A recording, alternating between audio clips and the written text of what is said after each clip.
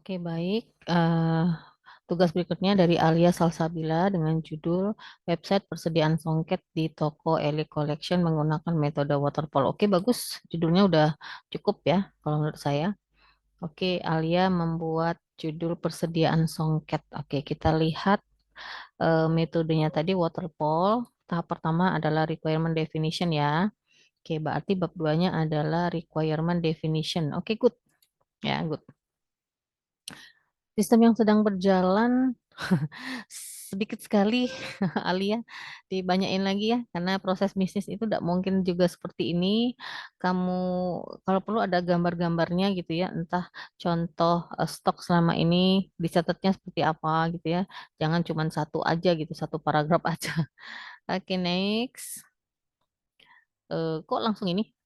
Skenarionya mana? Oke, kita lihat ke bawah. Ada nggak skenarionya? Skenarionya mana? Oh, nggak ada skenario, nggak boleh. Alia. Alia, skenarionya mana? Skenario proses bisnis itu, ini kan requirement definition, requirement analysis, requirement definition kayaknya. Alia harus cerita tentang proses bisnis. Yang kedua, buat skenarionya. Nih, skenarionya nggak ada, tiba-tiba langsung keluar kelas. Oke, kelasnya ada user, oke. Barang. Oh, berdasarkan kategori ya, boleh. Kategorinya, ID kategori nama, oke. Stok. Justru stok ini seharusnya ada di sini. Ini kan sudah ada nih stok di sini. Tidak usah kita keluarkan lagi sebagai kelas stok. Unit ini isinya apa? Oke, ada kelas user, barang, kategori, stok, satuan. Oke, oke, aku cek ini aja dulu. Oh, tiba-tiba keluar flowchart. Kita nggak pakai flowchart, Alia. Ya, kalau memang, oh ini skenarionya. Ada di bawah. Skenario itu 2.2 berarti. Ya. Oke, yang pertama adalah login. Oke, kelola user dulu baru login saya rasa, ya. Nah, tambah data user. Data usernya apa, Alia? Misalnya nih nama, alamat, email, HP ya, harus didetailkan atributnya. Oke, kelola data master barang. Ini juga harus jelas nambah datanya, data apa yang ditambahkan. Nama, kategori, jumlah. Kategori kan lain lagi, Alia. Ini kelola barang masuk, nama, kategori, jumlah, tanggal masuk. Oh, justru ininya mana? Stoknya mana? Ini tidak sesuai dengan ini tadi. Tidak sesuai dengan kelas ya. Alias sesuaikan dengan kelas. Ya, sesuaikan dengan kelas eh, kelas yang kamu buat. Atau ini menyesuaikan kelas. Nah, menyesuaikan use case diagram sesuaikan dengan nama skenario. Kalau sudah ya nggak masalah. Activity diagram juga sesuaikan dengan nama skenario. Saya nggak cek karena menurut saya ini udah bisa kamu buat.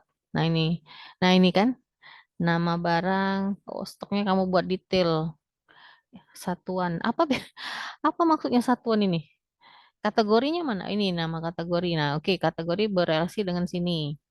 Nanti ada ID kategori. Nah, ini cocok. Nah, ini relasinya memang. Ya, jadi kategorinya berapa? Nggak tahu kalau stok dengan satuan aku agak ini. Programnya udah jadi belum? OLE Collection. Yang pasti saya belum lihat videonya ya. Nanti saya cek videonya.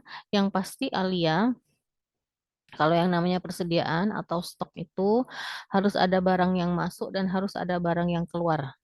Nah, nanti diupdate di dalam stok.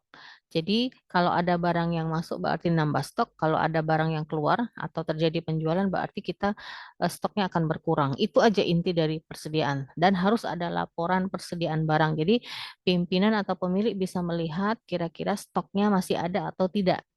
Nah, stok inilah fungsinya untuk apakah barangnya itu akan kita tambah atau akan kita atau tidak gitu.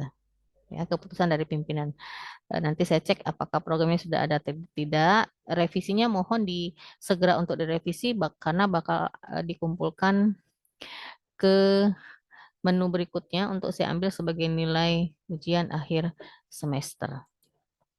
Ya, saya rasa cukup revisi dari Ibu. Silakan langsung direvisi saja.